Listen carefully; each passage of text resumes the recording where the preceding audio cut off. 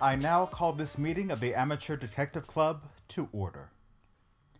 I'm Tyler Riley, cop and a half. I'm Melissa Meli, the spy. I'm Tristan Miller, the saucy sleuth, sticking with it. I'm Travis McElroy, boy detective. Hey! Perfect. I thought about going with man detective, but I just don't know if that sends all the right signals. Totally fair. Oh, I'm a man detective. I'm a man detective. Or perhaps I search for men. I don't know. It's like Martian Manhunter. Who can say? The sequel to Mindhunter, Manhunter. I'm here for it. Yes. The most dangerous game. Today, go. Sorry, go I'll ahead. do it. Today... Today's show is brought to you by Audible. Audible is offering our listeners a free audiobook with a 30-day trial membership. Just go to audibletrial.com/adcpod and browse the unmatched selection of audio programs. Download a title free and start listening. It's that easy. Go to audibletrial.com/adcpod. Oh, man, I'm so glad that Audible is the sponsor, because that's how I listen to all my Poirot novels. Yeah. Same. Awesome. Yeah. I love that Hugh Fraser. Love Yeah. that Hugh He's Fraser. so good. We, did we all listen to this one on Audible? Yes. No. Oh. No. No? Ooh, look at me. I'm Tyler. I'm literate. Ooh. I have free time to sit down and look at words on a page. No, Tyler needs to take notes, and I can do that by using the book as a reference. Great. Fair enough. So we have a Travis McElroy in the room. The virtual room. And the virtual room. And I would love for you to explain who you are, Travis. Give you a little agency. Well, I'm a simple man with love in my heart and a song in my heart and also joy in my heart. It's pretty crowded in there. So I am primarily a professional full-time podcaster. I do 3 full-time shows, My Brother, and Me, which is an advice show that I do with my brothers where we don't actually give advice. The Adventure Zone, which is an actual play podcast with my brothers and dad, where currently we are playing Dungeons and Dragons. And also an etiquette podcast with my wife called Schmanners, where we talk about the history of etiquette, how it actually, like certain topics like elbows on the table or like thank you notes, that kind of thing, how they actually started and how they apply in the modern day. And mostly what we found on that show is that etiquette was invented for awkward people so that they would understand what to do at a party and when they could leave. And it's really great. Fantastic. I've also over time done a bunch of other podcasts. We've also adapted the Adventure Zone into graphic novels, which ended up being New York Times #1 bestsellers, which I'm legally obligated to say. We are adapting the Adventure Zone into an animated series or at least we're developing it right now, and then hopefully it will go to series on Peacock, a new streaming network. Bunch of other stuff. I have 2 kids. I guess that's important. Amazing. Yeah. And we wanted to tell you that the reason that we started this podcast in the first place is because you and your brother and your dad were talking about Poirot and how much you loved them, and we thought we would read a couple books. Yeah, I mean, it is my older brother's fault that I like Poirot, as is often the case. This is, I think, if people with siblings, this is pretty universally true, which is like they will read something or watch something or play a game or something, finish it, and then like hand it to you and say like, now you read it, and you're like, okay. So like, I have always been a fan of detective stories. I like mysteries. I like the actual mysteries where it's like, if you are paying attention, you could hypothetically solve it on your own. I mean, I reference Boy Detective. I grew up reading any Encyclopedia Brown book I could get my hands on, and I really loved like trying to solve it on my own. I am an abstract, creative problem solver.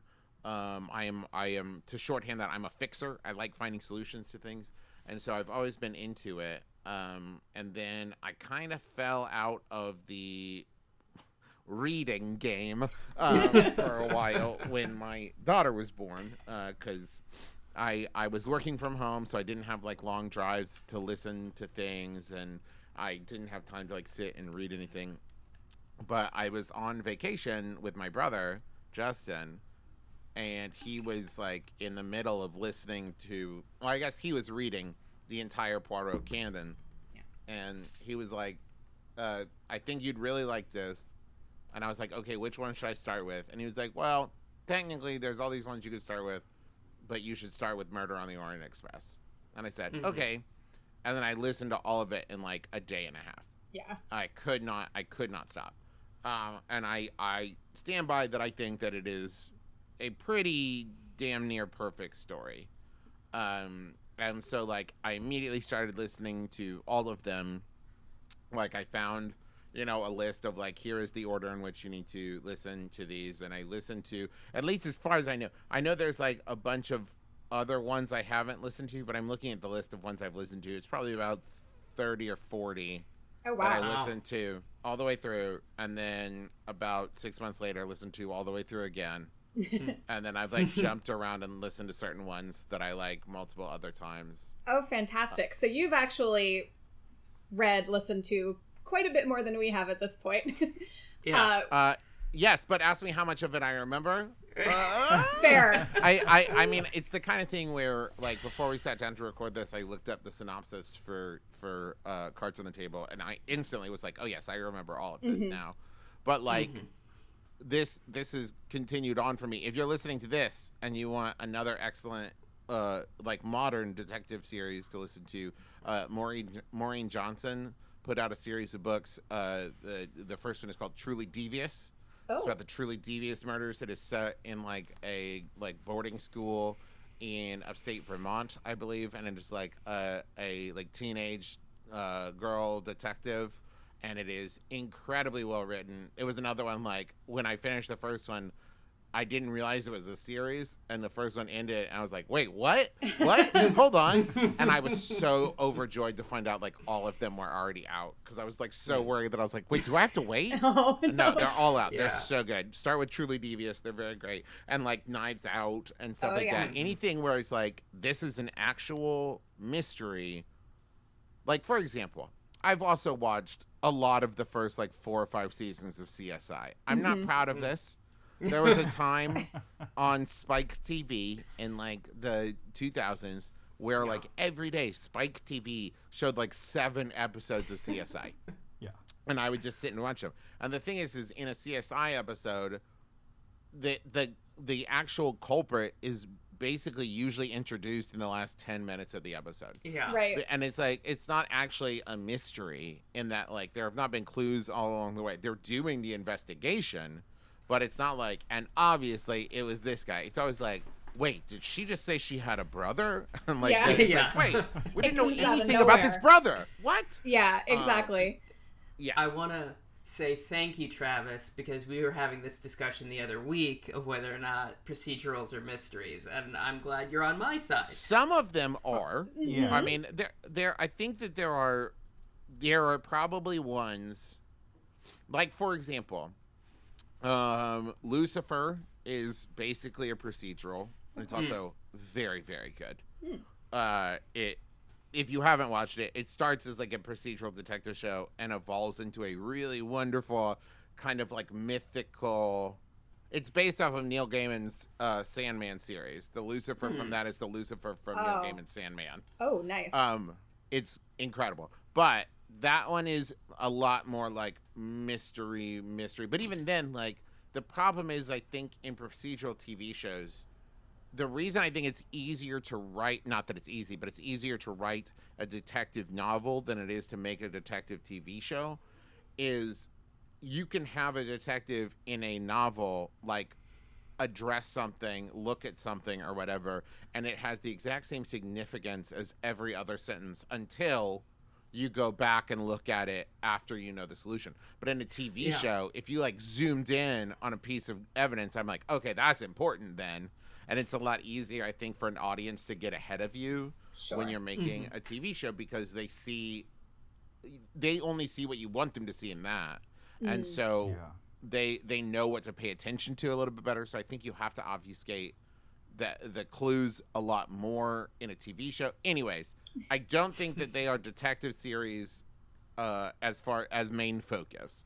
I think that they can be, and I think that there are definitely ones that do. For example, I mean, I don't think it's procedural, but like the Sherlock series is that. I mean, it's the same, which is a long way to say most of them are not. But I think that some of them are, but I think it takes a very deft hand to do it.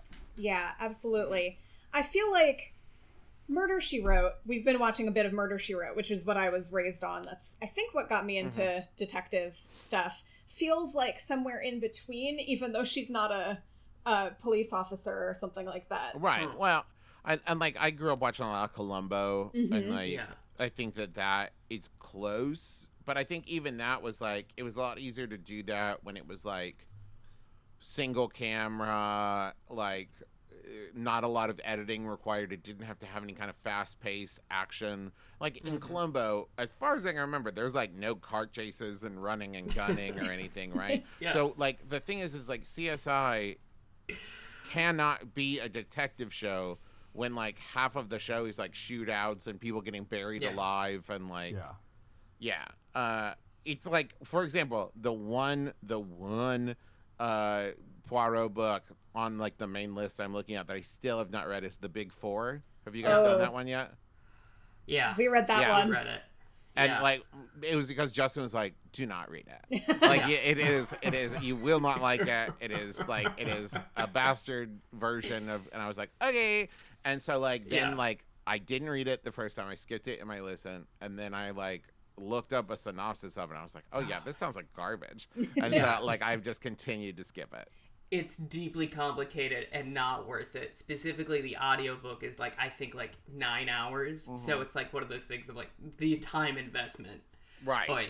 And it also is like, from what I understand, the way that it was published and stuff, tried to make it an action thriller to keep the audience engaged and stuff. And I was like, that's not what I want, though. No, not out of Poirot. Order and method. Yeah, right. And I think that's it, right? It's like, I think the reason Sherlock, the show, resonated and is still so good and so beloved is because it did somehow find a balance of like, this is an actual detective show where like there are actual clues that you can actually put together, but also the stakes feel very high. It is very like adrenaline filled and stuff, but without that ever being the primary focus. But I think that is 1 in a million, right? Because I think most of the time, either you are watching the show because you enjoy action, or you're watching the show because you enjoy seeing a mystery solved. And very, very rarely are there things that encompass both, right? One has to take precedent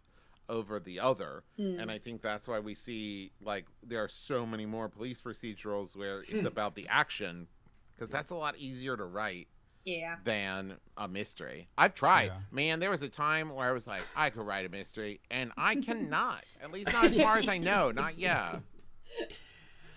Oh boy, it must be very tricky. I think we've had discussions about like, where do you even start? Like, do you start with who did it? Do you start with and work backwards? Like, or do you just start writing and see what happens? I don't know. I think some people do it both ways. Right. Well, the thing that now, as an author, yes, the thing that I know now that I did not know, and I was like, I don't know, when's the last time I sat down and tried to write a like novel? I was 14. The thing I did not know then was like, you don't have to know any of it. You can just write out the thing and then say like, okay, all of this is complete garbage, but now I know what the arc of it is. I know who did it, and like, I've been talking with my therapist a lot about my creative process, and I spent about a half hour yesterday comparing my creative process to making sourdough bread, and it very much is like I have made probably now like 12 loaves in 3 weeks during, or maybe more, maybe 4 weeks, but anyways, a lot and a little during this like self-isolation time. And very Christ-like. Thank you. I've taken the loaves, I've broken them up, shared them amongst my followers, and Just Man. at Your children. Twitter. That's all true. Okay, wait. But anyways, but the thing is like the reason I keep making them is like I'm slightly tweaking the recipe, right? And I'm trying to find the right combination of like, okay, well, I think this needed a little more salt and maybe mix the bread flour with all purpose, like that kind of thing. And it's like, okay, it can be a continual process. It's not like, well, I baked this one loaf and that's the loaf I'm stuck with. So like that's how I think the writing process has to work. Is you write a draft, you get all the way through it, and you're like, oh God, this is all bad, but I finished it, and now I know what it actually should be. Absolutely. You just kind of throw things at the wall and see what sticks. Exactly. Mm-hmm. I have a question for you. What was because the second arc in Adventure Zone is a mystery, a murder mystery. How is that adapting it for the comic book? So yeah, it was very tricky. The nice thing is like it because a train is a very inherently linear thing, right? So as you're moving down it, it's a lot like sometimes in video games, right? A game will have the appearance of an open world where it's like you could explore anything, but they very creatively kept you on a linear path that doesn't feel restrictive. And I think that is one of the best things about Murder on the Orient Express is it provides stakes, right? Like once we're off this train, we're out in the world. Anybody can go anywhere. We have a limited amount of time, but also like it is a contained space where if there are clues, we know that they are in this 10-foot by 4-foot area. And so when we were adapting it, we were then kind of working on like, well, now we know what is happening. And then you have to be careful not to like take for granted that like whoever's reading it knows what's happening and all those things. And so we pared back a little bit with the mystery, with the clues, because you can convey a lot more visually. I actually think it's possible that the best combination of the visual elements of like making a TV show or movie and the like text elements of writing a book is like every detective thing should be a graphic novel. It is like a great combination of like you can show clues when you want to, but also you can just have someone's face talking for a while and that's totally fine. Yes. I feel now that I've said it, a thing I just realized I feel very strongly about. Absolutely. Where's my Encyclopedia Brown graphic novels? Ooh. Yeah. Oh, yeah. TM, that's mine. Sending an email right now. Excellent. So today we are reading Cards on the Table. Well, we already read it. We're not reading it as we do the podcast. In the Here's beginning. the audiobook. That's a lovely snuff box, said Poirot. I don't know what you mean. We're gonna... Snuff. Yeah. Cards on the Table by Agatha Christie, which is, as you might have expected, a Hercule Poirot mystery. Shall we just get into it? Yeah. Yes. I think we shall. Great. I actually did read the book and listen to the audiobook alternately. Ooh. Had it on my Kindle back and forth. Oh, you were doing Whisper Sync. Yeah. I tried it for the first time. Now, did everybody have the foreword in their edition, in the audiobook edition? No. I did. I did not have time to read it. Oh. No. So Okay. Mine just went straight into it. All right. Well, the foreword is fun because it's Agatha Christie coming in and saying, I'm going to tell you a little something about this book. Oh. Yeah. And the way she set it up, I wasn't exactly sure how it was going to be, but basically she said, so in this one, we have 4 suspects. That is it. That's all we're doing. And you get to see Poirot working out the psychology of each of those 4 suspects. And for a brief moment, I was hoping that it might be an alternate ending kind of novel, a choose your own adventure, like The Mystery of Edwin Drood the musical,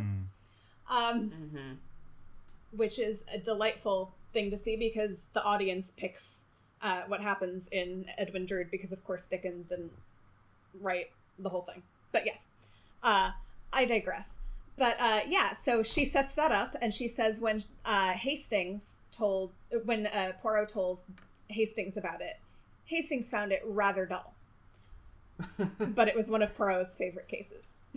I like that because, like, that didn't happen. That's not a real thing. But I do like that it just continued on, like, Hastings thought he was boring. Like, why would you include that? Yeah. Way to self-dunk. Such a Hastings, yeah. It's the extended universe of Poirot. Have you this guys moment. already, like, gone deep into like conversation about comparing Watson and Hastings? Have you guys already done that? Because that's one of my favorite things to think about. All that is, like, I always feel like Hastings is an answer to Watson, where it's a lot more of just like, I don't want to. Okay, fine. Oh, fascinating. Do you know, I'm very ignorant of all things Sherlock Holmes. It is my big gap in... I am too. Yeah. I've read some of it. It doesn't grip me. Yeah, it does not resonate with me either. I've tried. There's even Stephen Fry reading it, and I still, Although one of my favorite lines ever written is Holmes ejaculated out of the window. It makes me really happy. Oh, I can't wait to see that in the next season of Succession. Yeah, I think that's right. I think it's right there in the beginning in A Study in Scarlet. Oh, that's that it's like he throws up the window and yells something, and the parenthetical is Holmes ejaculated out of the window. It's like, okay. Nice. It really paints a visual picture. It does not happen on Elementary, I'll tell you that much. But we then get into the book, and Poirot is having a discussion with this guy, Shaitana, who... Sure. Shaitana? And... Sachet. Mm-hmm. And this guy sounds like kind of a goth Gatsby. Yeah, he's like a neckbeard, which is... I appreciate. He's a milady, I think. He's a little.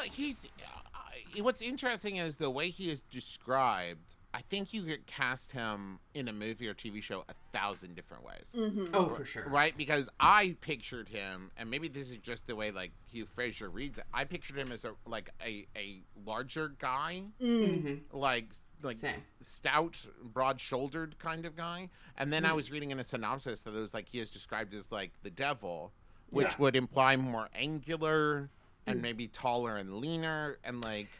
Yeah. Although what I'm not wild about, I will say, is this reads very it like the description of him and the way he acts is very like period racist. Oh, yeah. I'm just like, here's this foreign guy, and I don't know if we trust him. Like, ooh. Yeah. I was actually about to go there because, as the listeners of this podcast know, I love me some racism in these books because it's period and appropriate. And I actually highlighted the bit where they're talking about Mr. Shaitana. Whether Mr. Shaitana was an Argentine or a Portuguese or a Greek or some other nationality rightly despised by the insular Britain, nobody knew. Ooh, yeah. We don't know what he is, but we know we don't like him. Oofa doof. And this is page 3, and it's just like, off the bat, let's just get into the racism, y'all. We just dive right into that racism. And we talk about this a lot throughout the book because there's a lot of characters, you know, as we go through, just assume that this is just peppered in with everyone being really racist and sexist too. Ooh.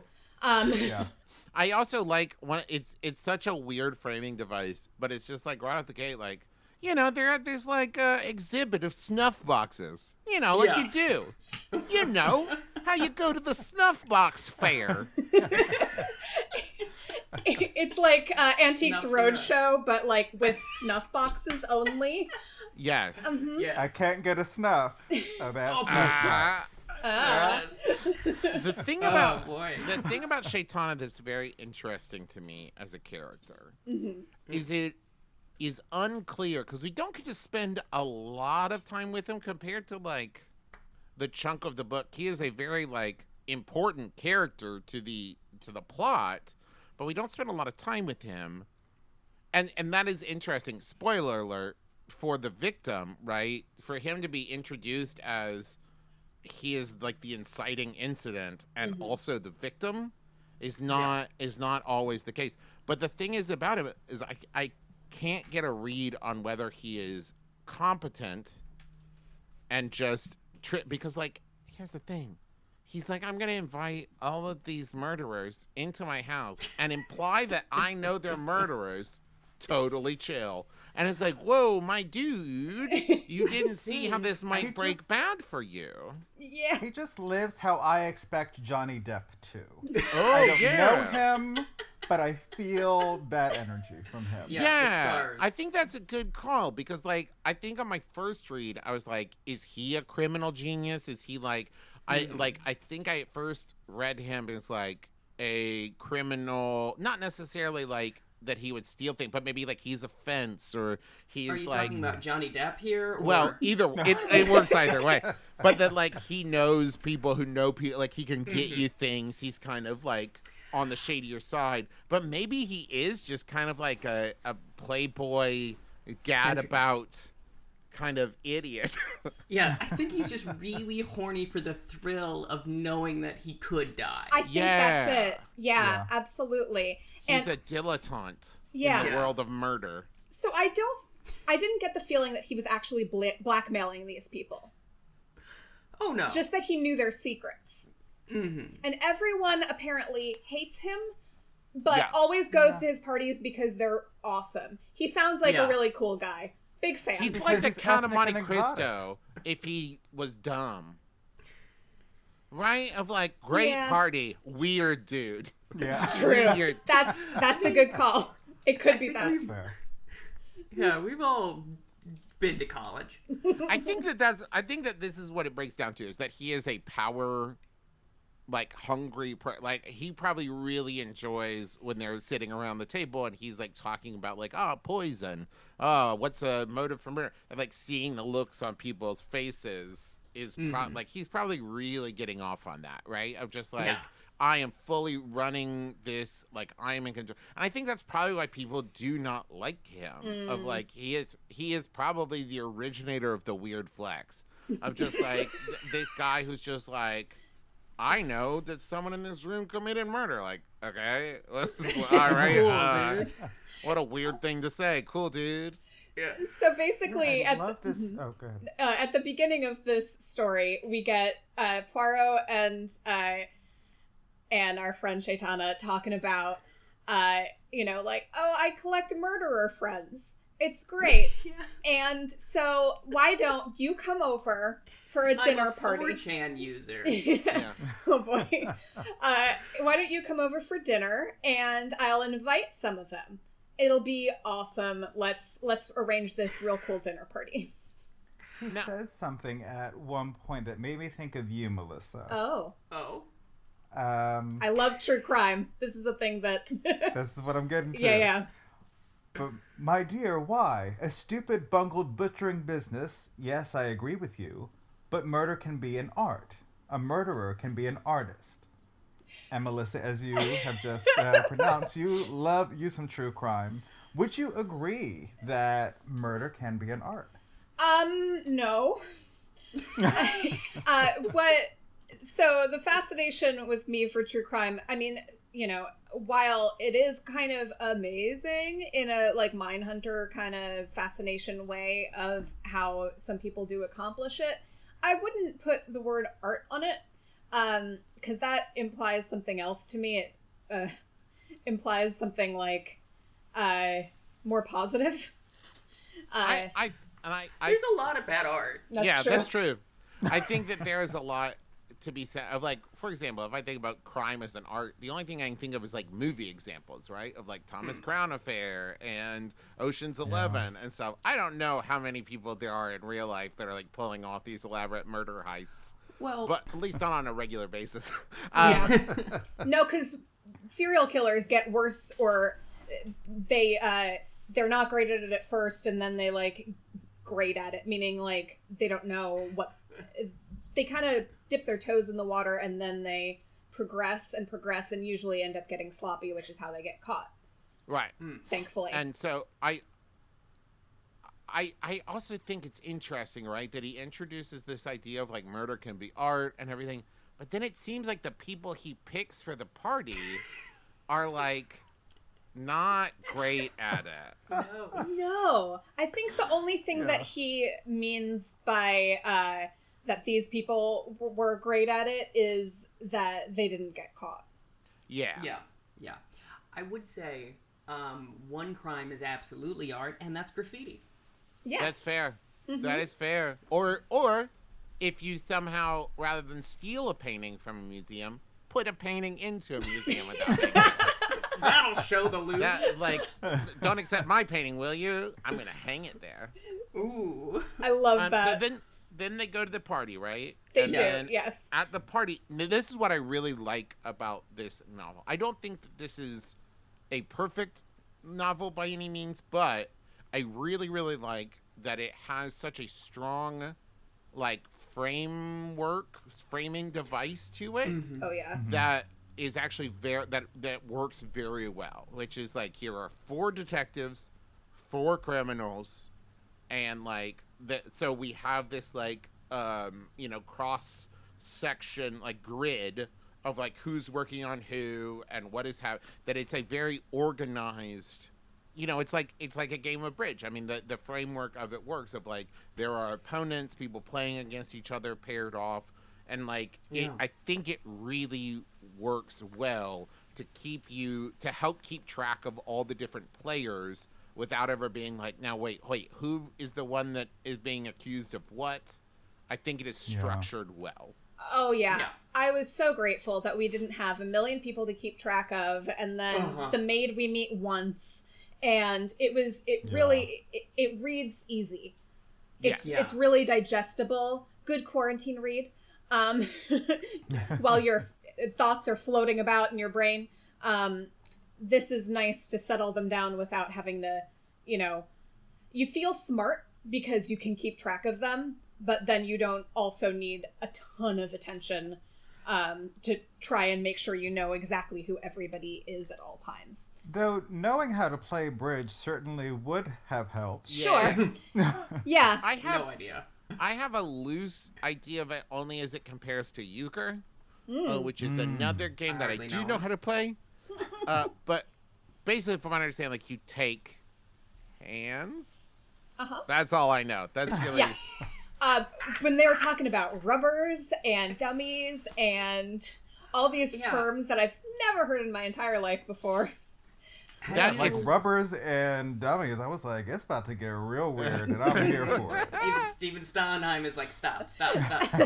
What's great about it is it reminds me a lot of, like, I've also read some of like the Ian Fleming James Bond novels, which are quite different, and if we're going to talk about sexist and racist, oh boy, than the movies, but it just assumes that you have a familiarity with Baccarat in a way that you're like, okay, you're just kind of flying through. It's the same with this with bridge, like, oh my god, can we talk about poker, please, or something like blackjack, Texas anything, checkers, please. Gin is as far as I go with like card games and rules. Let's just talk about Go Fish or like War, Egyptian Rat Screw. Yeah, exactly. I'd say if you've ever played Rook, it feels very similar to that. Nope. Okay. Okay. No, thank you. But they're at this party. There's so many card games that have so many rules, and this is one of them. And in the written edition, they do also give us the scorecards, the illustrated scorecards. Yes. And I'm holding up my phone like it has it on it. It is kind of because, well, we'll get to that later. But yes, so they're at this party, and first he has the 4 detective-type people arrive. Yeah, sleuths. The sleuths. And I also love how they are announced at the top, like, of the party. Like, they have the house staff, and now ask them their name, announce them to the room. I wish more people did that at parties. Agreed. Yes. It's like, this is Jim. Sometimes I know I him just from do that work. for myself when I walk into a room, and I'm just like, Travis McElroy. And we're like, okay. First of his name. And I'm like, if this was a podcast, I'd announce myself. Why is? Absolutely. Can I talk about how much I love Mrs. Oliver? Oh my gosh, yes. Yes. So I wrote down that she is described as a hot-headed feminist, and I'm like, she sounds fantastic. Love her. Ariadne Oliver. What a name. And she's a recurring character, right? That Yeah, is she- what, Yeah, she does come back. She has been in another Agatha Christie book that was not a Poirot book before this. Okay. One of because I looked it up. I wish I knew that off the top of my head, but I don't. But it was like one of the like Pren mysteries or something. But what I love about it is she is so very clearly an avatar for Agatha Christie. Like she talks about, it's not Belgian, but like that she writes a Finnish. Yes, that she writes a series of novels with this character that everyone loves and she finds annoying. Yeah. I love it because that's just. Can you imagine like reading that for the first time and just how funny that would have been? Oh, to yeah. you? Just like in the middle of this, like someone's been murdered. It's like, and here's this character that seems like it is just written for like the audience to be like, I get it, right? It's just like that makes me so happy. Like that to me gives me more insight into Agatha Christie than any interview or biography or anything I could ever read. Is like she is lampooning herself, lampooning her own character in an actual novel. She didn't just like draw a comic strip or whatever. She wrote a main character into a novel to make fun of herself. Oh, it's Yeah. so good. So good. She's And- fantastic. I like how also she's like, I don't know anything about Finnish people. Finnish people will write me. Apparently, it's big in Finland. I hate it. So apparently, I assume people from Belgium were like, you got this wrong. No Yeah. doubt. Oh, absolutely. Yes. She so is we- also, I think, the second most competent sleuth. I think, like, Oh, for her and Poirot are like, I would argue that she's more competent than Poirot because she accuses two people once the murder happens and does pretty well for herself. this Yeah. is fair. True. Yes, we also meet Superintendent Battle, who is from Scotland Yard, and he's acquainted with Mrs. Oliver. Apparently, she's always coming in and saying, well, if a woman was in charge of Scotland Yard. I love this idea of her just like barging in a meeting. Like they're in the middle of something. You know? Yes, hopefully. Yeah, and then just leaving. Yeah. Just saying that and just Peace. out the door. Yep. 2 fingers. Oh, boy. And then we meet, what is it, Sergeant or Colonel Race? Colonel Race. Yeah. And did I just blank when he came along in the subsequent parts of the novel, or was he not really? No, he's pretty easy to miss. Okay. Yeah. In this, He's like book, shows up I would twice. say. Yeah, Yeah. I think Superintendent Battle and Race, from what I can remember, and I think it says a lot, it seemed fairly interchangeable to me. Like there was not a lot of, and I ran into this a little bit with Dr. Roberts and Major John Despard too. I'm looking now at the Yeah. Wikipedia to remember. Is like sometimes in her novels, she has a bit of a reverse problem that a lot of dude writers have. Is that sometimes her male characters become kind of homogenous, where I'm just Yeah. like, okay, wait. Is that John Williamson or is that William Johnson? Which one is that? What is happening? No, I had the that's exact true. same problem. Yes. But they're both there. Yeah. So we have the 4 sleuths and the 4 murderers, and they have dinner, and Shaitana implies that he knows all of their murders, and the murderers are Oh. the 2 men you mentioned. right, we should talk about them, Mrs. huh? Meredith, Miss Yeah. Meredith, Miss Meredith, and then whom else? Mrs. Lorimer. Mrs. Lorimer. So Despard, Lorimer, Meredith, and Roberts. Yes. Yes. And we get a little bit of a sense of their personalities when they first sit down, but we learn much more about them later on. Yeah. So, Oh, do we ever? Let me ask you a question. This is something I wondered the first time I read the book. So at this point, once they're done with like dinner and party drinks, they sit down to play bridge long into the night. This is, okay, to give a little background, this is something I just recently learned on an episode of Schmanners, right? We were talking about like Victorian dinner parties. Ooh. And a lot of times, Victorian dinner parties would not even begin until like 8 or 9 p.m. And then, this is like 1930s, so I'm not saying it's Victorian, but would not even begin until like 9 p.m. And then you wouldn't like sit down till dinner until like 10 or 11 p.m. And these parties would sometimes go until like 2, 3, 4 in the morning, sometimes till dawn, because the way that the dinner parties worked is if you had a guest of honor, no one except the lady of the house could leave until the guest of honor left. Whoa. The lady of the house could withdraw from a conversation to let the men talk if there was a man who was the guest of honor. But if the guest of honor just like kept staying, no one was allowed to leave, or it was incredibly rude. So sometimes parties could go literally till ? Well, dude looks like a lady because my behind would be in bed. Sorry, not sorry. So they sit down, they have their party drinks, and then they break off to play bridge. You have the 4 sleuths in one room, and the 4 murderers in an adjoining room. Shaitana is the odd person out, so he just like sits by the fire, right? Yeah, and he's sitting by the fire in the room with the murderers. Yes. No. So my question is this.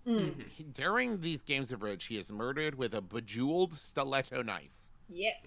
And the thing I wondered the first time I read it is, do you think, in like kind of a great trick, but I can only do it once kind of way, that he knew he would be murdered? And it would be like, my death is going to be an epic case solved by or else why would he like, I'm going to stay in the room with the criminals. Like, I'm going to brag about that I know that they've murdered. And like, it seems like he's like tempting them to murder him so that these 4 great detectives will solve this great mystery of who murdered this great man. Absolutely. Yeah, I honestly did not think about it until you laid it out. But yeah, that makes complete sense. And reminds me of Neil Simon's Death by Murder. I thought up until the very end, and they do dismiss this right away, but I was like, maybe that's a red herring, that he had committed suicide just for that reason. Yeah. To be like, maybe he was sick or something. Yeah, right. And then he's just like, I'm done, but I get this one great, and I will never be solved.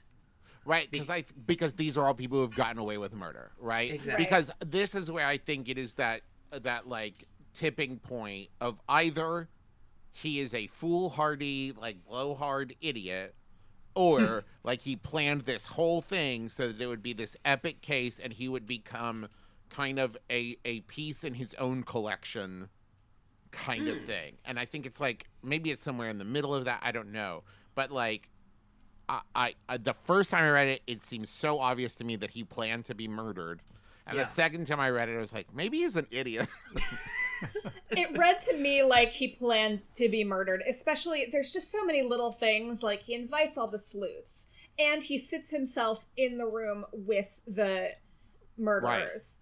So, I mean, I think he might have, it gave me actually quite a bit of a Clue vibe for a while. Although, in Clue, I don't think that he is daring them to murder him. But yeah, it feels like a, you know what, come and get me kind of vibe to it. For me, I just thought it was like him letting his ego get in the way. Like he was got a little bit too big for his britches, and possibly. I mean, like I said, that's how I read it. That's how I read it the second time. Is like he is a show off, and like he is kind of like lazy, like not lazy, but sloppy, maybe. Like that he is. Put himself. Why wouldn't you sit with the sleuths? Don't sit in the room with the murderers. Why would you face your back away from the murderers? Well, you know how racially ambiguous people be.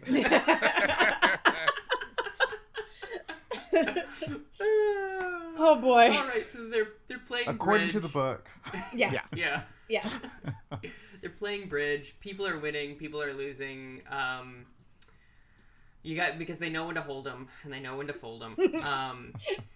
And during the course of that, as Travis said, he gets murdered with a bejeweled stiletto knife, which is a collectible, which I feel like the equivalent, I don't know, would be like getting murdered with the sword of Aragorn or something. Also, I feel like the modern equivalent of playing bridge deep into the night is how many times I've just sat and played Halo with my friends and gotten drunk in the past. Yeah, he was playing Halo when someone stabbed him with the sword of Aragorn. Exactly. That would be a much different scenario. Yes. It sounds like a party I've been to. So he gets moited. And I like how there's this moment where Poirot goes over to him and basically, the not Battle and not Poirot, the other Race. male sleuth. What's his name? Race goes over and basically gives him a yikes face. Gives Poirot a yikes face. Like, come on over here. It's like, oh boy. ooh. And then Poirot comes back and goes, ooh. And then Battle shows up. He's like, oh, dang, this guy's definitely dead. I was just about to leave. I was literally just about to leave.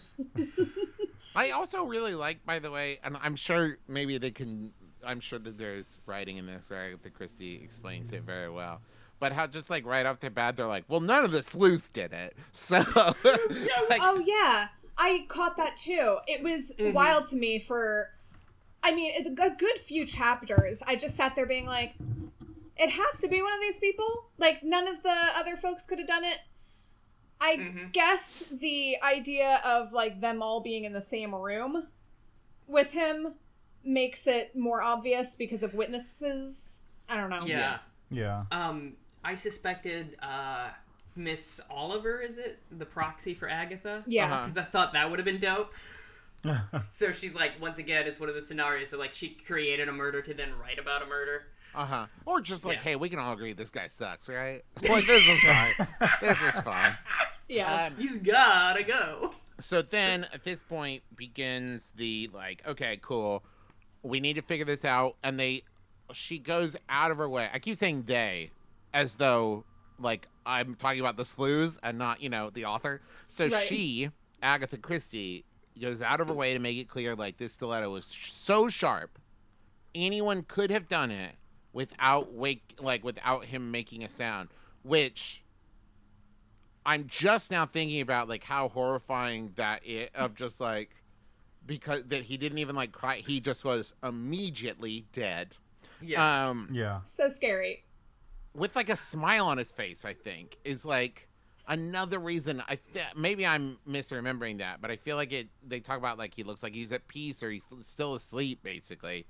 Which is another indication that I think he totally wants to get got. Totally amused by the whole thing. So then they start an investigation, and they're like, well, I don't know that we're going to figure out who killed Shaitana, so let's instead investigate the four killers to see if we can figure out who might have a similar psychology to this, who might have like had motive to do it. And this is introduced one of my favorite just like kind of offhanded like, yeah, we all agree that they're like, well, Shaitana was pretty smart, so he probably wasn't wrong about all of them. At most he's wrong about one of them. So of these four, let's assume 3 of them are murderers. And I'm like, wait, based on what? It's just introduced as like, we're gonna totally accept that one of these people is innocent, but the other 3 definitely did it. And I'm like, whoa, Agatha, where is any of that coming from? Oh, it's a totally wild assumption. But like everyone just agrees, and that is how they operate the rest of the investigation. Cool. But yeah. And spoiler, that's true. Yeah, right? And it's completely true. And they go about investigating, get all their information, get all the details, especially Battle from Scotland Yard is getting, solid police-like details.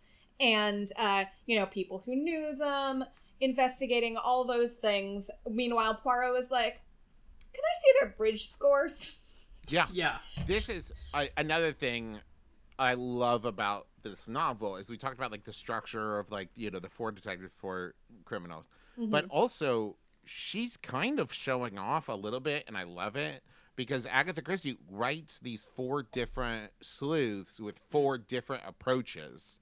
Yeah. And if you, once again, not so much Race. Race doesn't do a lot, except I think he's the one who investigates Despard and is able to be like, from what I hear, this dude is solid and a good guy. So I think that's one of the reasons that Race is maybe easily forgettable, is he's the one with Despard, and Despard is the one of the 4 that ends up being pretty innocent. Mm-hmm. And so there's just not as much, but so you have Battle, who goes by the book, he's investigating through literally cop means. You have Oliver, who's thinking about it, if she was writing the case, this is what it would be. And you have Poirot, who's I'm going to take this one kind of insignificant detail about the bridge scores and show you how it's all about the facts and the details, and not about finding fingerprints and sorry, I don't know if I can curse. I'll bleep it out, don't worry. Okay, great.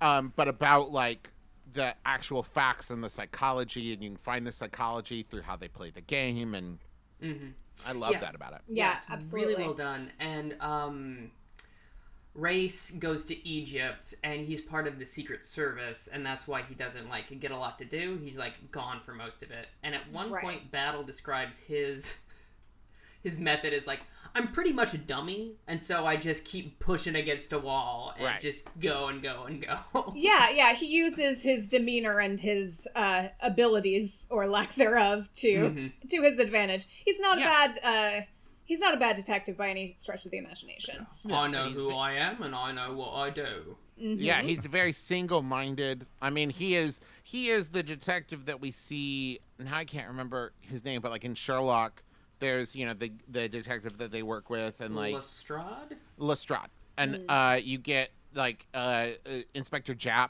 who Poirot works with, where she's yeah, listen, I know I'm not a genius, but I'm one of those people out here just doing my job. Yeah. We can't all be Poirots, and so we're all just doing our best. Basically. Yeah, so it all comes out in different ways, but we do get the stories, or at least what happened, what all of these people did that that made Shaitana suspect them. And what we learn along the way is that so Despard, not Despard, Roberts, the doctor had this scandal where it was thought that he was being inappropriate with one of his patients' wives, and he paid them a house call, and the next day, the husband mysteriously died. With an arsenic-infected razor. Yeah.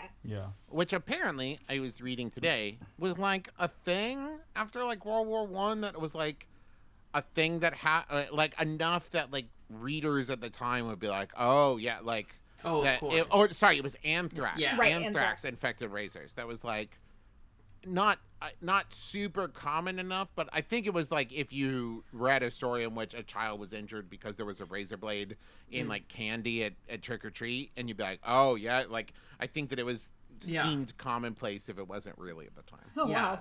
They even mention a specific instant of stuff a bunch of razor blades just shipped out with anthrax on it, which is Oops. Yeah, I bet you can't do a major recall like you would these days. Yeah. Yeah, for sure. They all got the CD along with the razor, and they're oh no. And then later the wife moves. She moves away to a different country, and a few weeks or months later, she dies of a rare blood disorder, air quotes. Yeah, these are the Craddocks, right? The Craddocks, yeah. Okay. And this rare blood disorder, of course, is later to be found to have been he administered her vaccines before she went off to typhoid. the typhoid vaccine. So he pretty stealthily got in there and did away with them nice and tidy. No scandal. I think that he is the one of the 3 murderers that's you could most say he planned all of this, this is the closest, I think, to what we were talking about earlier of, like, is this an art, right? Where, like, this was all planned. This was, like, cold, calculating, so that his, like, whole deal wasn't interrupted. Where I think you can look at the other two of Lorimer and Anne and be like, they seemed pretty, like, not necessarily, like, crimes of passion, but, like, not necessarily, like, cold and calculating in the same way. Yeah. Right. I mean, Lorimer is described as, like, very calculated, very focused, but it is also one of these things, and this is beautiful, of, like, when we find out that she kills her husband later on in the book, because Poirot calls on her and goes, like, questions her, and then goes, well, I'm not going to show up unless you ask me back. And then later on, she does ask him back, but she's like, I murdered my husband, and then does not say how, does not say why. She's like, that's my business, and it's none of yours. Yeah, right? It's and beautiful. Poirot, and Poirot's like, I respect that. Cool. You seem great. And that's when she tries to take the fall for Shaitana, right? When she's like, I did it, because she thinks Anne did it. Right. To protect herself, and she's trying to cover for Anne because Lorimer is dying. Yes, right? she's found out she's very sick. Yeah. And she doesn't want Anne to, like, waste her life or whatever. But, like, a lot of projecting here, Miss Lorimer. Yeah. Yeah. And isn't in the party, don't they mention, like, isn't cancer, like, alluded to at some point? Or am I making that up? Maybe. And then, so it's kind of inferred that that's the situation there? I mean, that's what I got from it. Yeah. But they also, Anne was, like, a lady's maid to a person who did end up having cancer and sending her away. I don't know. Mrs. Benson. Yeah. Tyler and there was another... Her murder, right, if I'm remembering correctly, was like she had been stealing from her employer. The employer was like onto her, so she switched medicine for like hat cleaner or something. Yeah. And Winona Ryder would have been perfect to play her. Yeah. She accidentally drank the hat poison and died. Yeah. And what I love about that, and I still don't know how I feel about it, but I love a, like, trap, a honey trap. And he's like, I got this pile of silken gloves. Oh, this is the Tell best. me pick which ones my nieces would like the best or whatever. Yeah. And, like, she steals some of them. Which, can't like, help herself. hey, please don't steal from Poirot, you idiot. Like, he's very- a world-famous detective. Well, But I he's mean, if very you're gonna smart about it. she steals 2 pairs. I'm like, at least you brought one for your friend. Yeah. Like, Right. at least, like, you're considered in that way. If you're gonna steal for everybody. So basically what happens is Poirot has the suspicion that she's not the type of person who's gonna, like, just kill someone because she thinks it's fun. She's gonna kill someone to protect herself. Right. So she's he also does this thing where he has them all tell him what they've observed in the room where they were playing bridge, and she, like, fixates on the jewelry. So he's like, I bet she pockets things. I bet she's like a shoplifter of her day. So he buys 19 pairs of really expensive stockings, which apparently was a huge deal. Like, everyone was wild about stockings, loved them, couldn't get enough. And so he he invites her and her roommate over to his office and interviews them, and then goes in the other room to show her roommate the dagger that was used in Murder on the Orient Express, which is super fun. And while she selects, tell me which 6 pairs, I think I've got like 16 or 17 in there. Pick out 6 of them that you think are great. And so he kind of is saying, like, I don't really know how many are there. And she's like, okay, great. He doesn't really know.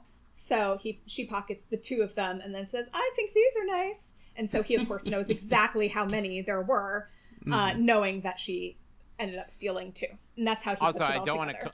I don't want to skip over it, but the scene in when she goes in to buy the stockings is really funny to me. Oh, it's so funny. Because, like, everyone's just like, oh, he's a creep. Yeah, he's an old pervert. Yeah. Totally cool. So, great. Yeah, it's really funny. There's a line, he's like, well, at least whatever young lady he's with is bleeding him dry. Good for her. Basically. Which is amazing. And there's a lot of, like, really fun little scenes in here. Like, we have, like, a really hot sergeant or something go over and interview a maid about one of the suspects. And, you know, he's like fawning all over him, and just the little characters they introduce are really lovely too. I feel like we get more of Sergeant O'Connor than we do of race in this book. We do. Yeah. But so there's lots of like fun little scenes interspersed here and there on the way to finding out all of this evidence. We should mention, so Despard, his murder ends up being that, like, they were on an expedition on the Amazon, and the, like, scientists do. So what was proposed, what people suspected, was that he was having an affair with this, like, scientist's wife. The scientist found out about it, so Despard killed him, right? And actually, what ends up happening is that, like, the scientist caught some kind of, like, brain fever and was, like, going to drown himself, I believe. Yeah. And Despard was, like, trying to stop him and ended up, like, having to kill him to stop him from killing himself. He tried to shoot him in the leg to stop him, and then his wife bumped into him, and he shot him in the back, and he died. Yeah. And so he took the blame for it instead of saying, like, no, it's her fault. Yeah. Because, like, and so they're like, oh, cool, this guy is a good dude. Like, he's the one that Chaitanya was wrong about. And also, Despard ends up forming a relationship with Anne and saying, like, hey, you should get yourself a lawyer. And he also goes over and starts hanging out with her and her roommate, Rhoda. That's right, yes. Ugh, Rhoda. I love Rhoda. She's fun. Can't stand Rhoda. Oh no. Rhoda is not a down ass chick. She is not ride or die. She out here telling all of Anne's business. To be fair though, Anne sucks. Yeah. She does. She's a coward and a weakling, Anne. Rhoda is the one that goes and talks to Oliver, right? Yeah. And, like, that's what I'm talking about. Run around Rhoda just telling all Anne's business. So yeah, we basically get the story about Anne because Rhoda goes to Mrs. Oliver and has a really lovely scene with her. Really fun scene where we get a lot of Mrs. Oliver character. Like, oh, it's so hard to be a novelist stuff. Yeah. And she confesses to her that, like, she once witnessed this terrible accident where someone accidentally drank poison and it gets her very upset. Before, you know, because Rhoda didn't know that it was her friend that murdered this lady. She thinks she's just very sensitive. But it puts Oliver on the scent. And she shares that with Battle and Poirot as well. So that's how they end up working that out. But here's what you mentioned earlier about, like, this is almost like a choose your own adventure, choose your own ending. And I think it kind of really is, right? Because if you look, like, there are 5 crimes solved in this book. There are 5 murders, more or less, solved in this book, and like by different methods in each one, right? So it's almost like it's giving you the opportunity to say, like, which method do you like? Like, how do you feel about all of that? You know, like, if you were going to commit a murder, how would you do it? Yeah, and if you were going to solve a murder, how would you do it? Like, that's what I kind of like, is that it gives you the chance to be like, here are 4 different people who committed murder for, like, 4 different reasons. How do you feel about each one, right? Because I think that we kind of alluded to this earlier, but Mrs. Lorimer being like, yeah, I murdered my husband, but I'm not going to tell you how or why, because that's my business. And, like, I think that there's something about that where the reader's like, I respect that, right? Like, but then when you read about Dr. Roberts killing these people, you're like, you're a monster. Yeah. And you read about Anne killing, and you're like, this is, like, cowardly, like a rat, you know, in a trap kind of thing. You read about Despard, and you're like, oh, it turns out he's a hero for, like, and it's like all of these things where we react differently to all 4 of them. And when you look at the way, not so much race, he doesn't do a lot, but Battle, Poirot, and Oliver, like, handle the cases, like, you have different feelings. You're like, I don't think they're going about this the right way, or like, they're killing it, or they're doing great. Like, we all kind of get to side with different people and feel differently about how the crimes are solved, and I think it's really interesting as far as structure goes. Yeah, it really is. And so at the end, we basically get a J'accuse moment for 3 characters. Yeah. Before we get there, can we talk about how they treat the doctor's wife? Not the doctor's wife, the scientist's wife. Oh, right. And how they're just like, oh, she's insane. Please don't listen to her. She's absolutely nuts. She thinks I'm in love with her. Which is like... Oh, yes. Okay. You know, and it's one of these things that's always very interesting, because there's been a few characters like this in the Poirot novels, and it's always strikes me as interesting that a woman writes these characters that are so stereotypically negative against women. There's a lot of talk about hysterical women, which is one of my least favorite things. And it is always interesting to me that Agatha wrote it, and it doesn't always feel like she is writing it as a bad example of someone's opinion. Like, it's not clear whether she shares that opinion or not. Yeah, I think it's. I always try to consider with that, like, how progressive could you be at the time? Oh, for sure. Yeah. As a well-known, like, female writer, super popular, but also writing in a field that is dominated by dudes. Exactly. Could you be like, and they were wrong to judge the woman that way, because sometimes guys are idiots. And it's like, whoa, hold on, that might be turning me, a 1930s guy, off of this, right? Like, oh, absolutely. Yeah, it's really interesting historically speaking, like the context. But you're saying, Melissa, they have what, 3 J'accuse?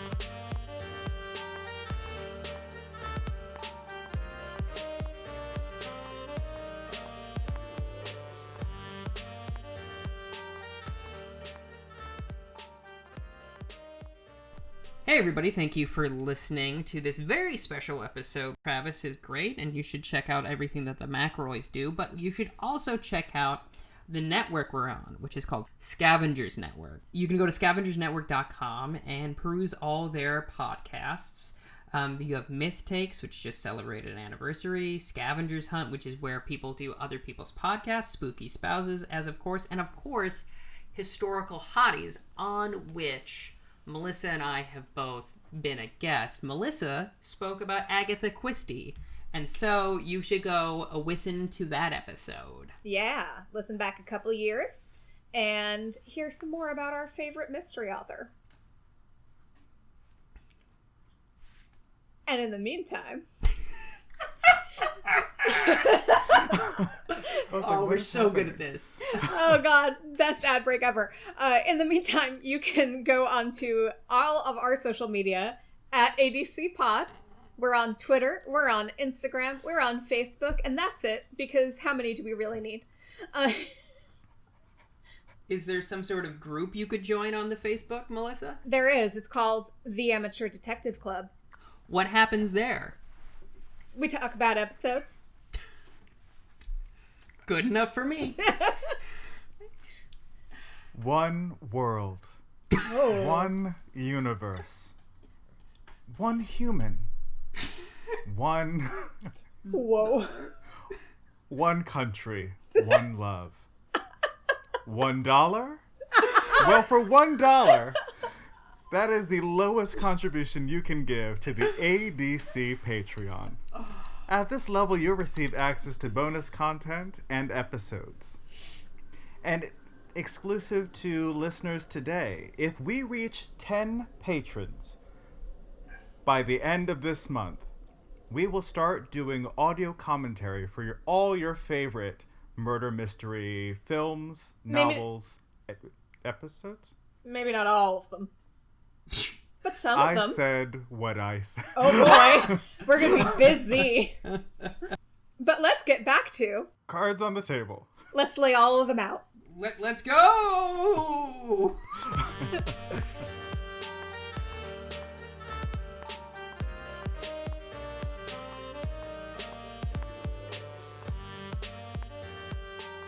Yeah, basically. So we do have Mrs. Lorimer just talking with Poirot at the end when it comes out that she confesses. She says, I did it. And Poirot kind of talks through it with her and, takes it at face value at first, but then it's like, you know what? I really don't think you did this. And she's like, but I'm saying I did. I did it. It was me. He's like, nah. I don't think it was you. No, I'm telling you it was me. No. I'm never wrong. Excuse me. No. Right. So eventually he gets out of her that she is confessing to protect Anne, who she kind of sees as a, she's like, the guys can take care of themselves, whatever. Right. Victim of circumstance. This is where, I always inferred in reading this that, she sees in Anne, that when she was younger, when she murdered her husband, this is where I've inferred, it was because it was a bad situation, and she was trying to get out of it the only way she could, and she has lived with that guilt and lived with the consequences of that for and judgment from others, blah, blah, blah, whatever. And she sees in Anne, reflections of herself of she's just a victim of circumstance, and I don't want her to suffer, the same kind of life I've led of being judged by other people, so I'm going to take the fall for it. But basically she's projecting a lot onto Anne, because actually Anne sucks. Right. Yeah, because she really doesn't know the circumstances of Anne's murder. Right. Yeah. She's just kind of making all these assumptions, as you say. Yeah. And she even says she's projecting. Right. Yeah, she realizes. But, she's sick. She is not going to come out of this alive either way, so she might as well take the fall for it. Right. And so that night they kind of take the, they settle down. They're like, all right, well, we'll talk about this in the morning. Let's get a good night's sleep, and then we'll go to Scotland Yard. Great. Then in the morning, we find out that Mrs. Lorimer has committed suicide. And sent letters to the 3 other suspects saying, listen, I did it. Don't worry about it. And Poirot's like, oh, weird flex. Okay. Despite him proving and getting out of her, yeah, that she's so committed to covering up for Anne that she's just like, I'm good. Right. And so then Poirot looks into a little bit more and finds out from her housekeeper or some other such character that she went to sleep after Poirot left, and Meredith came over and had a chat with her. Yeah. And Poirot's like, oh no, that seems bad. So he looks into a little bit more, and he puts together, what they kind of put together is that Anne poisoned her, or helped her get the overdose. Did they find marks on Lorimer's arms? They did. They did. Okay. Yeah, we'll get to it. But, but yeah, so basically that she poisoned her sleeping pills or whatever it was, and... Because as we all know, poison is a woman's way of killing. Right. Right, yes. Agatha makes that very clear. And that's what happened. So Poirot is rushing to get to there. They find out that Anne is out with Rhoda in a boat.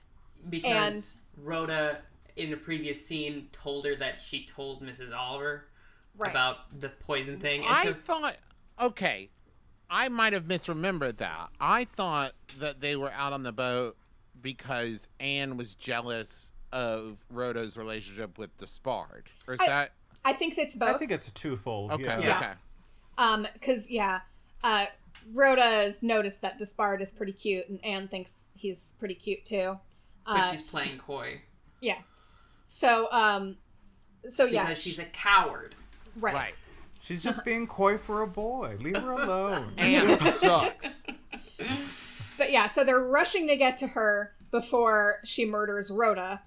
And everyone descends upon it. The doctor's there. Despard is there. All the detectives are there.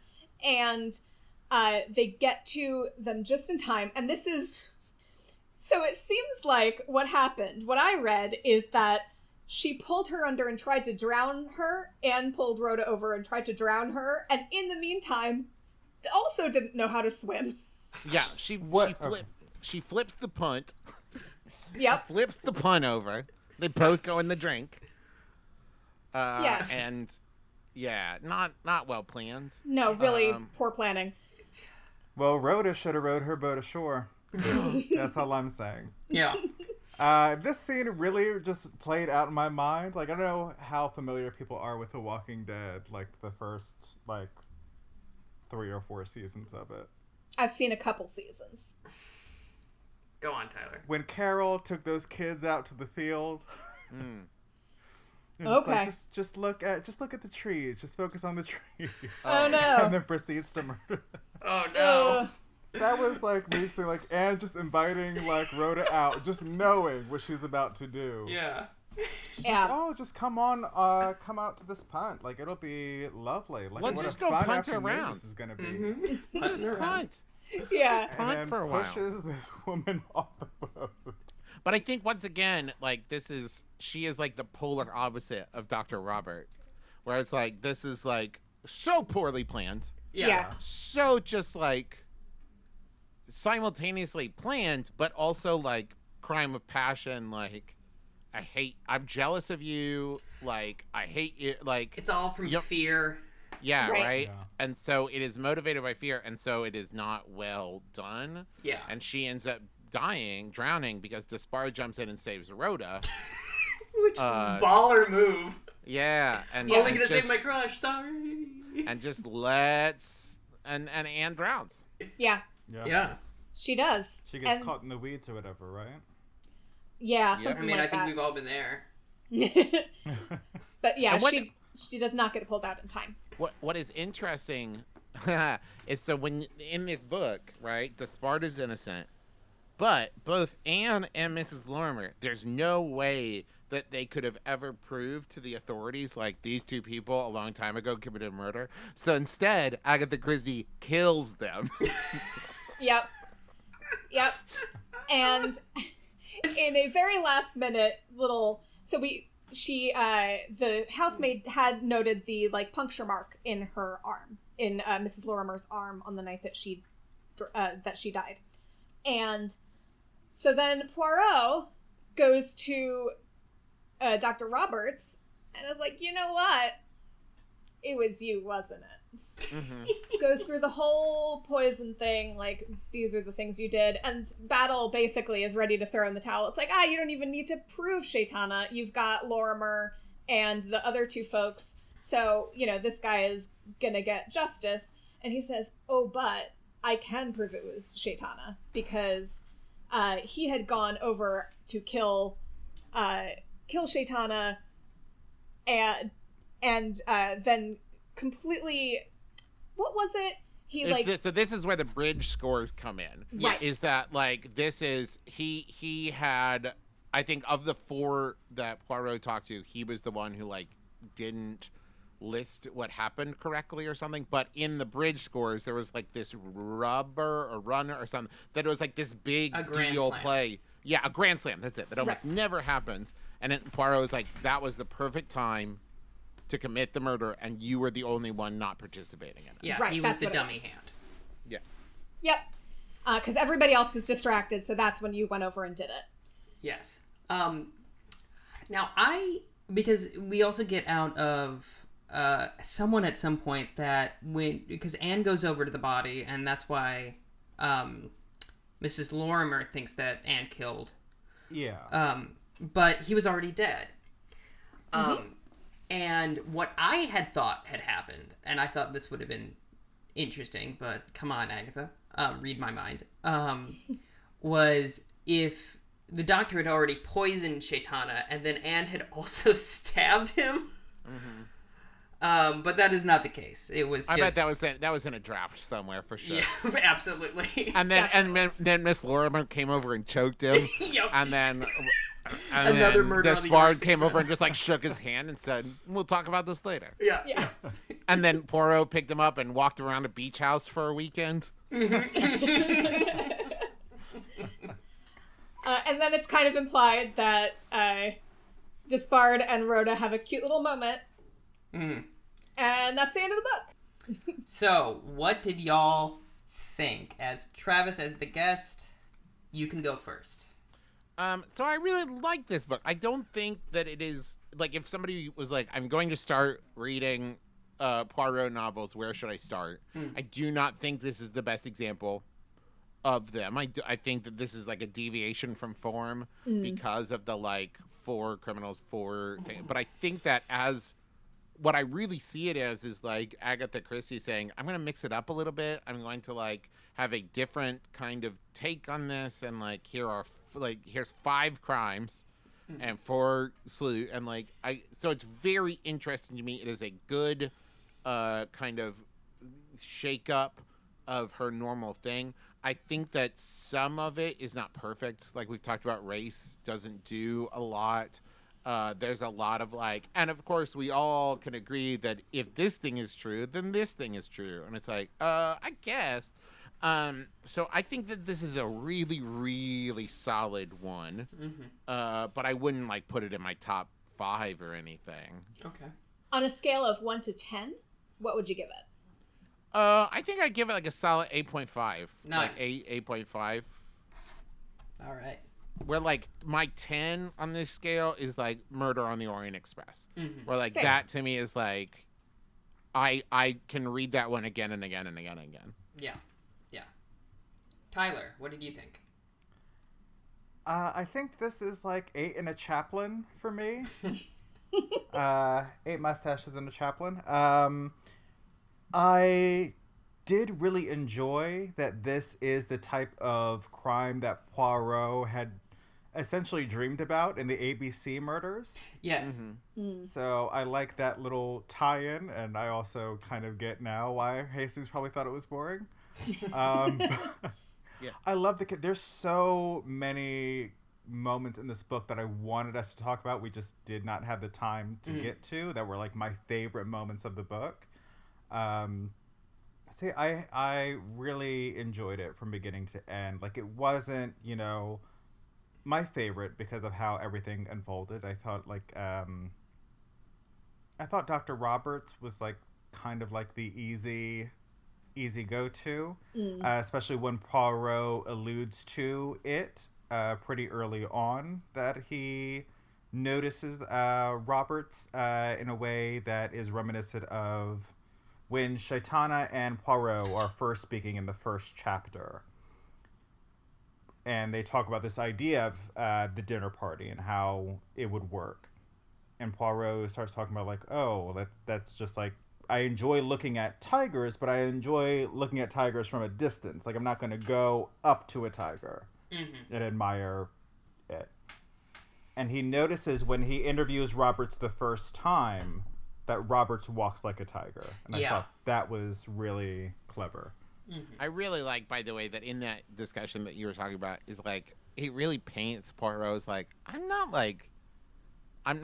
deluded. I'm not like, I'm not into solving crimes because I'm some adrenaline junkie. It's like where it feels like Shaitan is, like, taken in by, like, the kind of sexy side of murder, and Poirot's just like, this is my job. Like, I'm not, like, super horny for murder. Like, what are you talking about? I do not know if you Of know course this, he but is. some of you... We have a whole shirt that says horny for murder for that reason. Some people just have to make a living. I don't know. Yeah.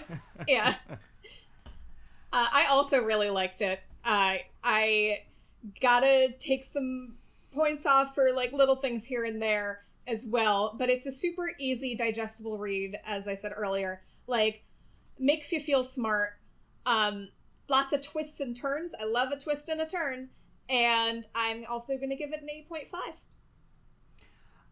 I want to get, before we get to my rating, because I'm stalling because I'm thinking about it. Who, when you were first reading the book, who did you think did it?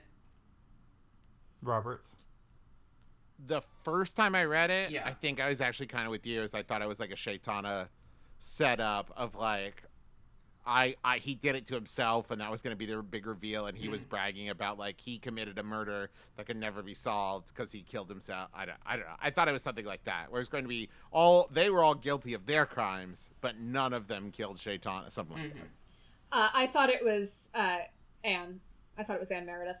Okay. Mm-hmm. Yeah, because, like, that's something that confused me. I don't know, like, I do like that at the end of the book, the proxy for Mrs. Oliver, says at the beginning of the book, it's either the Doctor or Anne, obviously. And then they also allude a couple of times to Anne going, well, Rhoda says, well, it's always the least obvious person, and Anne's like, well, that's clearly me, so I hope that's not the case, which is like brag much. But yeah, I mean, for me, it could have been more exciting and more interesting, but I agree with the structure of it. It's very easily read and digested. I'll give it I think a 7. Like, it wasn't my favorite. I was kind of confused by the end for whatever reason because of for whatever reason, Dr. Roberts, like, didn't stand out to me as suspicious, so I was surprised by that. He got put aside at the beginning of the book. Like, we didn't really see much of him. He, like, got an interview, and then we didn't really hear much about him. We were talking about Anne Meredith for, like, most of the book, I feel like. Yeah, that's true. Yeah, which made it clear that it wasn't her to me. So I guess I just didn't pay attention to that part. But yeah, it was fine enough. It's no Murder of Roger Ackroyd, but it's good. Murder of Roger Ackroyd. Near and dear. So good. But yeah. Travis. Yes? Do you have final thoughts? And also, where can people find all the stuff that you do? Oh, they can find me everywhere. You can find me at Travis McElroy on Twitter. You can go to McElroy.family to see all the McElroy projects.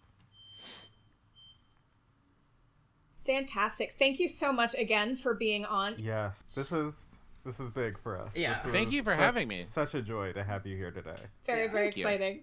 Yeah, go listen to Taz Graduation, and I'm a couple episodes behind, but it's really fun, and Travis is the DM for that over on the Adventure Zone.